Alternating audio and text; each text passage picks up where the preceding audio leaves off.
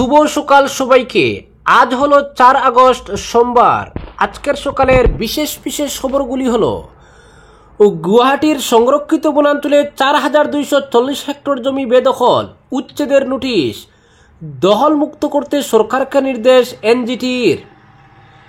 শিবসুন্দরী নারী শিক্ষাশ্রম থেকে ভুয়ো চিকিৎসক গ্রেফতার, চাঞ্চল্য শিলচর শহরে। কালীগঞ্জ চরগুলা রোড বেহাল, দুর্ভোগের এক শেষ।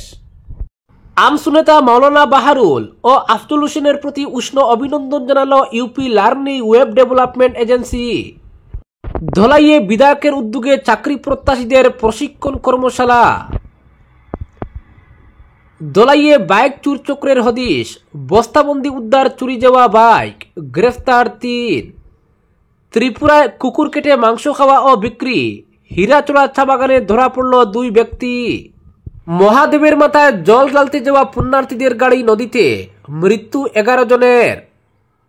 দক্ষিণ করিমগঞ্জকে পাকিস্তানের সঙ্গে তুলনা বিধায়ক বিজয় মালাকারের, বিধায়কের সমালোচনায় সরব সিদ্দিক তাপসরা। এবং সর্বশেষ খবরটি হল মিজোরামে দুর্ঘটনায় মৃত্যু পূর্ব গোবিন্দপুরের কবির হোসেনের। এবারে শুনুন বিস্তারিত খবর। ভয়াবহ বেদখলের কবলে গুয়াহাটির সংরক্ষিত বনাঞ্চল, এই তথ্য প্রকাশ করেছে রাজ্যের বন বিভাগ। বন দফতরের তথ্য অনুযায়ী গুয়াহাটির সংরক্ষিত বনাঞ্চলের প্রায় 4240 হেক্টর জমি বেদখল হয়েছে। তবে সংরক্ষিত বনাঞ্চলকে বেদখল মুক্ত করতে আসাম সরকারকে নির্দেশ দিয়েছে ন্যাশনাল গ্রিন ট্রাইব্যুনাল অর্থাৎ এনজিটি। আগামী বছরের 31 ডিসেম্বরের মধ্যে সংরক্ষিত বনাঞ্চল খালি করতে আসাম সরকারকে নির্দেশ দিয়েছে এনজিটি। গ্রিন ট্রাইব্যুনালের নির্দেশে নড়ে চড়ে বসেছে আসাম সরকার। শুধু তাই নয়, গুয়াহাটির সংরক্ষিত বনাঞ্চলের বিভিন্ন অঞ্চলে উচ্ছেদের নোটিশ পাঠানো শুরু করে দিয়েছে আসাম সরকার। জানা গেছে আগামী বছরই বনাঞ্চলকে বেদখল মুক্ত করতে হবে সরকারকে। সম্প্রতি মুখ্যমন্ত্রী বলেছেন গুয়াহাটি শহর অতিরিক্ত মানুষের বোঝা বহন করছে। বনাঞ্চলগুলোতে এক সমীক্ষার ভিত্তিতে এই তথ্য পেয়েছে সরকার। দেখা গেছে বনাঞ্চলগুলোতে অবৈধভাবে বসবাস করছেন অজস্র মানুষ। এদিকে বন বিভাগ যে তথ্য প্রকাশ করছে তাতে দেখা গেছে কামরূপে 12টি সংরক্ষিত বনাঞ্চল রয়েছে। এর মধ্যে 8টি বনাঞ্চলের বৃহৎ পরিমাণ জমি রয়েছে বেদখলকারীদের কবলে। ফাটাশিল, দক্ষিণ কালাপাহাড়, গুটানগর, হেঙ্গেরাবাড়ি, গড়বাঙ্গা, মারাকদুলা, ওয়েস্ট এপ্রিকুলা, বুতাপাহাড় সংরক্ষিত বনাঞ্চলে রয়েছে অবৈধ দখলদারদের দৌরাত্ম্য। বিভিন্ন অঞ্চলে পরম্পরাগতভাবে বসবাস করছেন বহু মানুষ। তবে বন দফতর বেদখলকৃত ভূমির পরিমাণের হিসাব করছে। এমনকি ন্যাশনাল গ্রিন ট্রাইব্যুনালেও তথ্য জমা দিয়েছে আসাম সরকারের বন বিভাগ। বন বিভাগের দেওয়া তথ্য মতে কালাপাহাড়ে 280 বিঘা, গড়বাঙ্গায় 500 বিঘা, ফাটাশিলে 2400 বিঘা, গুটানগরে 260 বিঘা সংরক্ষিত ভূমি অবৈধ দখলদারদের কবলে রয়েছে। এনজিটিতে এই তথ্য ইতিমধ্যে দাখিল করেছে বন দফতর। আসাম সরকারের দাখিল করা তথ্যের ভিত্তিতে বনাঞ্চল খালি করার নির্দেশ দিয়েছে এনজিটি। পাশাপাশি এ সংক্রান্ত অনুমতিও প্রদান করেছে। এরপরই নড়ে চড়ে বসেছে আসাম সরকার। প্রথম অবস্থায় ফাটাশিল সংরক্ষিত বনাঞ্চলে উচ্ছেদের নোটিশ পাঠানো শুরু করেছে সরকার। বনাঞ্চলে বসবাসকারীরাও অন্যত্র আশ্রয়ের খুঁজে ছুটছেন বলে জানা গেছে। তবে সরকারের এই উদ্যোগ কতটুকু কার্যকর হবে তাও অনেক বড় প্রশ্ন বলে মনে করছেন অনেকে। পরবর্তী খবরটি হল শিবসুন্দরী নারী শিক্ষাশ্রম থেকে ভুয়ো চিকিৎসক গ্রেফতার, চাঞ্চল্য শিলচর শহরে। চক্ষু কপালে উঠার মতো ঘটনা। শিলচরের ঐতিহ্যবাহী শিবসুন্দরী নারী শিক্ষাশ্রম চিকিৎসা কেন্দ্র থেকে এক ভুয়ো চিকিৎসককে গ্রেফতার করা হলো। তাও ঘটনার দিন ওই চিকিৎসক এক প্রসূতির অস্ত্রোপচার করছিলেন।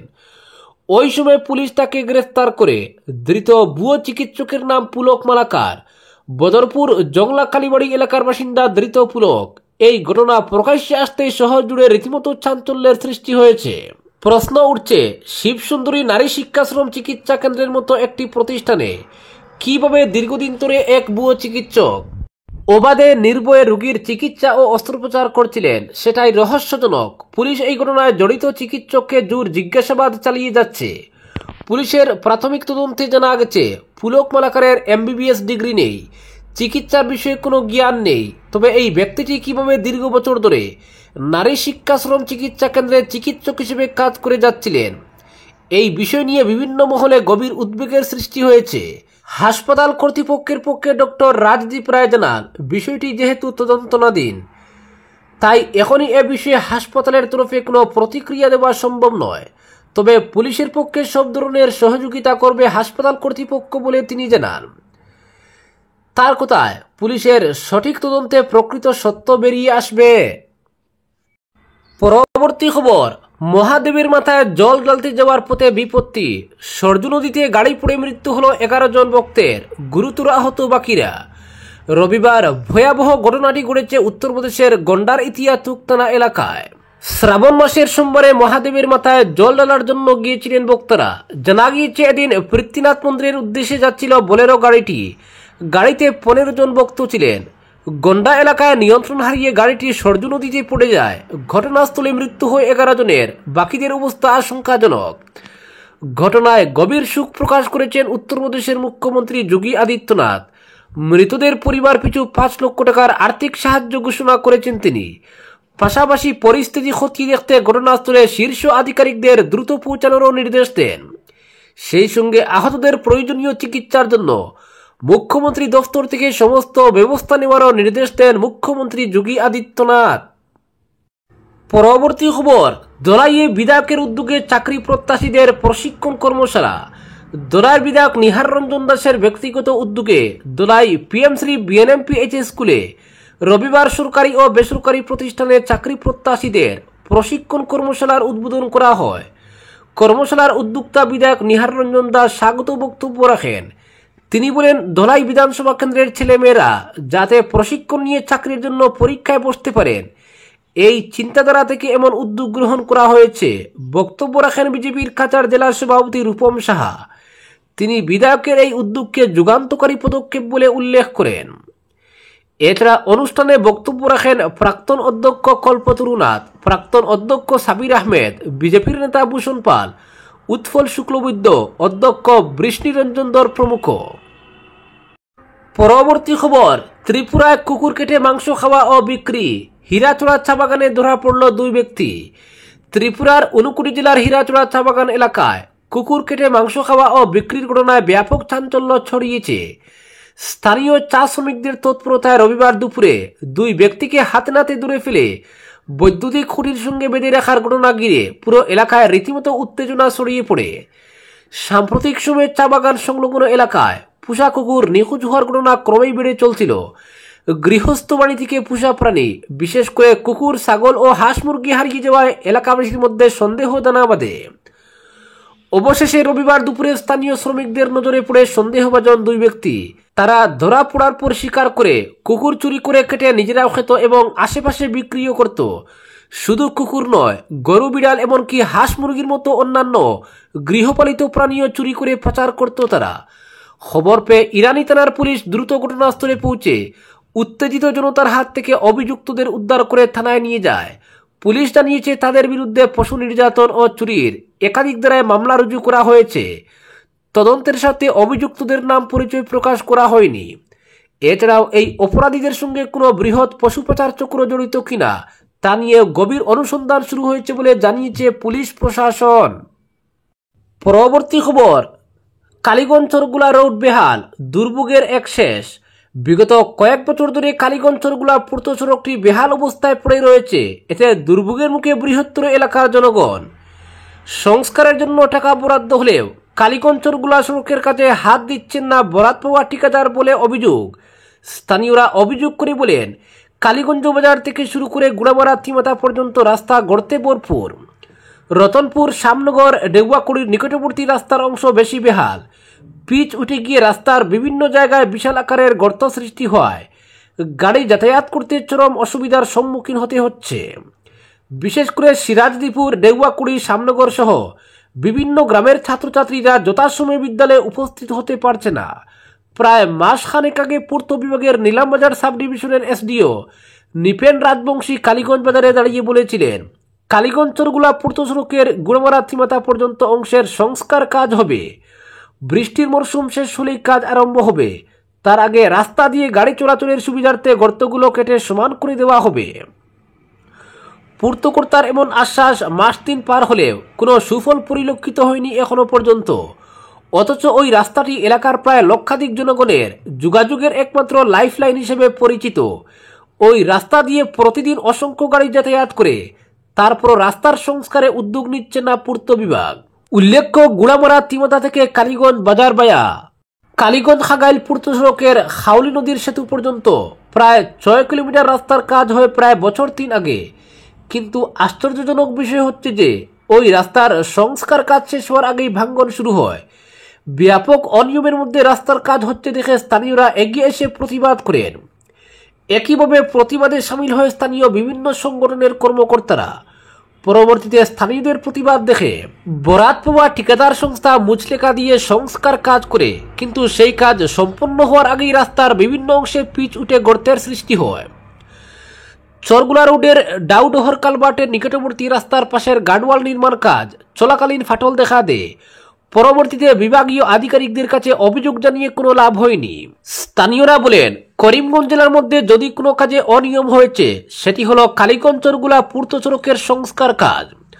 বর্তমানে এই রাস্তার সিংহভাগ অংশ গর্তের মিছিলে ভরপুর, তাই আশু পদক্ষেপে গর্ত ভরাট করে চলাচলে স্বাভাবিক করে তুলতে রাজ্যের মুখ্যমন্ত্রী হিমন্ত বিশ্ব শর্মা, মন্ত্রী কৃষ্ণেন্দু পাল, শ্রীভূমি পূর্ত বিভাগের এক্সিকিউটিভ ইঞ্জিনিয়ার বিশ্বজিৎ নাথ এবং জেলা কমিশনারের হস্তক্ষেপ কামনা করেছেন ভুক্তভোগী জনতা।